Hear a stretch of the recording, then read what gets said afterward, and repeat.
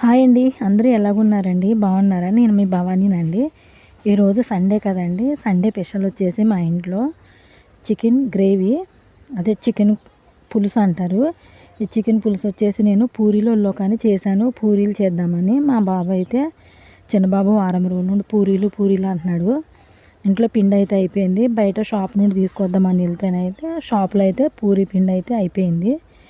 ఇక అందుకే ఆ చికెన్ గ్రేవీ అలాగైతే ఉంచేసాను. ఇదైతే అన్నంలో కానీ చేశానండి. చికెను ఫ్రై చేశాను కొంచెం దగ్గరికి.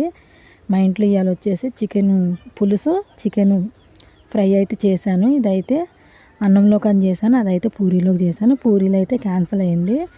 అన్నం అయితే తినేసామండి. వీడియో తీద్దాం అనుకున్నా కానీ చెప్పాను కదండి, నా ఫోన్ కెమెరా అయితే సరిగా లేదని అలానే తీస్తున్నా. ఇదైతే చికెన్ కుర్మా, ఇదైతే చికెన్ చారు, అదే పులుసు. ఇక వచ్చేసి వైట్ రైస్ అండి. మేమైతే రేషన్ బియ్యమే తినేది. ఇదైతే వండేసుకున్నాను. ఇప్పుడైతే మేమైతే అన్నం తినేసాము. నచ్చితే లైక్ చేయండి, అలాగే నా ఛానల్ సబ్స్క్రైబ్ చేసుకోండి. సరేనా? బాయ్.